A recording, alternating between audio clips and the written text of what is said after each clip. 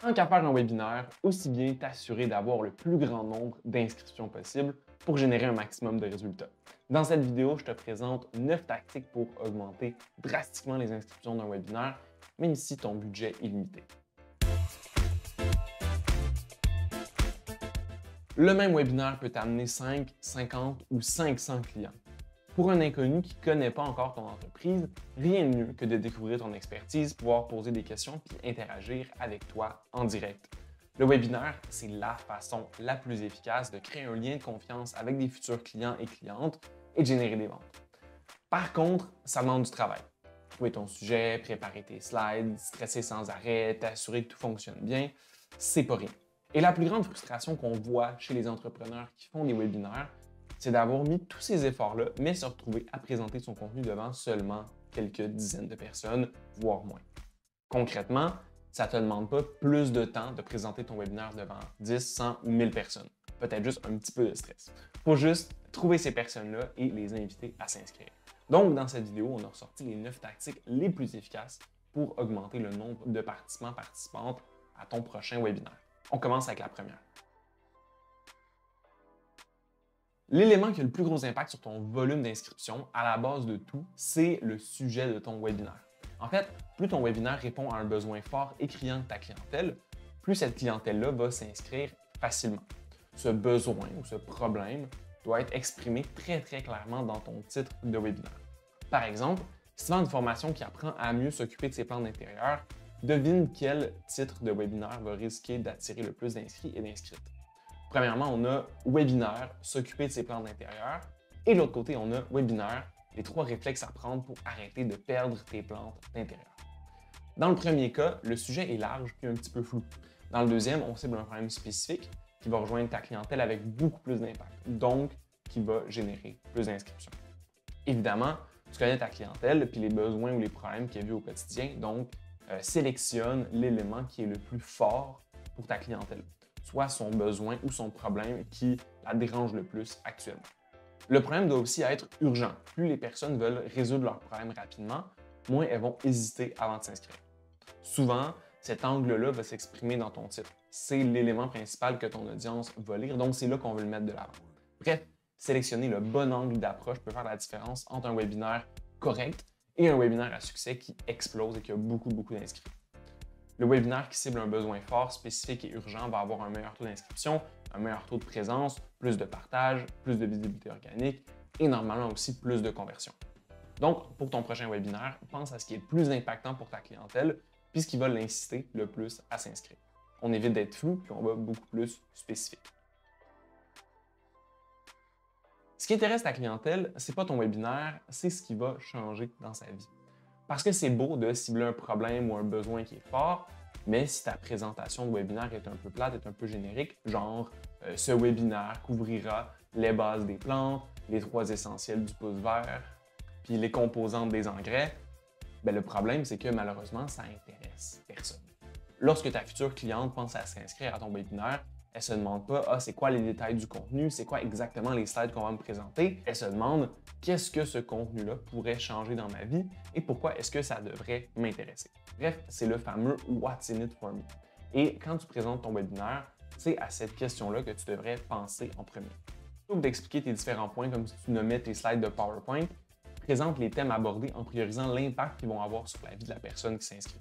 Pour reprendre mon exemple, ça pourrait donner par exemple tu découvriras les 3 systèmes nécessaires à la survie des plantes, le secret bien gardé pour faire revivre une plante qui semble morte, comment accélérer la croissance de tes plantes avec les engrais. Bref, de cette façon-là, pour quelqu'un qui est tanné de voir ses plantes mourir et qui souhaite développer ses plantes d'intérieur, cette description-là indique beaucoup plus comment ton webinaire va impacter sa vie. Ces plantes vont moins mourir, ils vont pousser plus vite, etc. Remarque, l'exemple est illustré en liste à puces, mais ce changement-là est à apporter partout. Dès que tu présentes ton webinaire, tu dois mettre de l'avant l'impact de ton sujet avant ses composantes. Tu n'es définitivement pas la seule personne à parler à ta clientèle cible. Tu as évidemment de la compétition qui offre des produits ou des services très similaires aux tiens, mais pas seulement. Il y a aussi des experts et des expertes de sujets connexes qui s'adressent à la même clientèle que toi, mais qui offrent des services ou des produits différents, donc qui n'entrent pas réellement en compétition avec toi. Et ça, c'est tout à ton avantage. Ça veut dire qu'aujourd'hui, il y a des groupes d'audience qualifiés dans lesquels tu pourrais promouvoir ton prochain webinaire de façon gratuite ou à petit budget. C'est d'ailleurs ce que fait mon ami Alexandra Martel pour mettre de l'avant son tout premier webinaire en 2018-2019. Alex a identifié un groupe Facebook où se trouvait sa clientèle cible et où l'administratrice du groupe n'était pas une compétitrice directe avec ses services. Donc, elle l'a contacté pour savoir si c'était possible de promouvoir le webinaire dans le groupe via à l'époque une publication épinglée. Pour vrai, c'est du génie. C'est ce qui a ramené à Alex quasiment tous les inscrits et les inscrites à son premier webinaire et ça lui a pas coûté grand-chose. Bon, on s'entend. Aujourd'hui, les groupes Facebook, ça pue autant le vent dans les voiles qu'avant, mais tu peux te servir des partenariats de plusieurs façons pour rejoindre, comme Alex, ta clientèle cible qui se trouve dans des réseaux externes qui ne t'appartiennent pas. Par exemple, premièrement, fais de l'affiliation. Demande aux experts de ton domaine si ils ou elles sont d'accord de parler de ton webinaire. Selon la relation que tu as avec eux, tu pourrais offrir un montant fixe ou un montant par inscription à ton webinaire. Ensuite, invite un expert ou une experte à se joindre à toi. Fais un webinaire collaboratif avec une autre personne influente de ton domaine. De cette façon-là, cette personne-là va mettre de l'avant le webinaire dans sa communauté, puis vous ferez un échange d'audience. Ta clientèle va découvrir cette personne-là et sa clientèle va te découvrir. C'est gagnant-gagnant. Finalement, parle-en dans les groupes. Si tu as l'autorisation des administrateurs ou des administratrices, il y a plein de groupes comme Facebook, Slack, Discord qui permettent de partager du contenu gratuit comme un webinaire. Si tu connais un groupe qui rassemble ton audience cible, c'est le bon endroit où mettre de l'avant ton contenu, ton webinaire et de venir générer des inscriptions.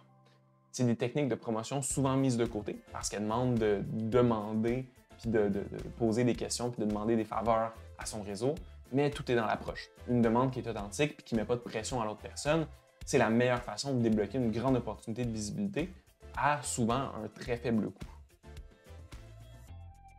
Cette tactique-là peut sembler évidente, mais on voit trop souvent d'entrepreneurs faire l'erreur de créer une page d'inscription à leur webinaire à part, ce qui est très bien, mais de ne pas la mentionner une seule fois sur leur site web. Que ce soit dans ton menu, dans une barre fixe, dans un pop-up, les visiteurs de ton site doivent voir que tu vas bientôt présenter un webinaire. C'est des personnes qui sont déjà engagées avec ton contenu, qui te connaissent déjà, qui risquent d'être vraiment contentes d'apprendre qu'elles peuvent encore en apprendre plus ou qu'elles peuvent consommer encore plus de contenu. Au minimum, sélectionne les pages clés de ton site qui sont les plus visitées puis ajoute la mention du webinaire.